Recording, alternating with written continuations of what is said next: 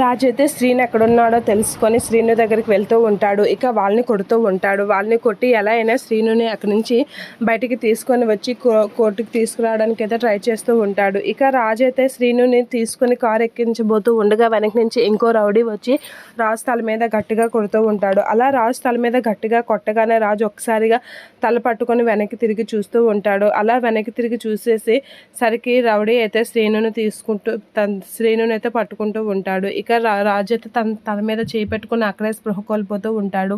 ఇక లాయర్ జడ్జితో మాకు కేసులో కొంచెం టైం కావాలి అని చెప్పేసి అనేసరికి ఇక అప్పు వీళ్ళందరైతే అలా చూస్తూ ఉంటారు. కావ్య అయితే జడ్జి వైపు అలా చూస్తూ ఉంటుంది, ఏమంటారా అని. ఇక మాకు కొంత సమయం కావాలి, మాకు నేరం రుజువు చేయడానికి కొంత టైం కావాలి అని అనేసరికి టైం ఇవ్వడం కుదరదు అనేది అనేస్తూ ఉంటాడు జడ్జ్.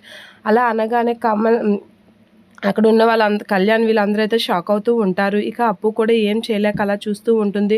నేరం చేసినట్లుగా నువ్వు ఒప్పుకుంటున్నావా అని అనేసరికి అప్పు ఏం మాట్లాడకుండా అలా చూస్తూ ఉంటుంది. యామిని అయితే ఒప్పుకోక ఇంకేం చేస్తుంది అని అయితే చూస్తూ ఉంటుంది. ఏంటి నీ సమాధానం చెప్పు అని జడ్జి అయితే అప్పుని అడిగేసరికి అప్పు అయితే జడ్జి వైపు అలా చూస్తూ ఉంటుంది. కావ్య అయితే ఏం జరుగుతుంది, ఇప్పుడు తీర్పిచ్చిస్తే కావ్య నిర్దోషి అని నిరూపణ అవ్వదు అని అయితే చాలా టెన్షన్ పడుతూ ఉంటుంది. ఇక రౌడీలు కొట్టడంతో రాజు అయితే అక్కడే స్పృహ కోల్పోయి పడిపోతూ ఉంటాడు.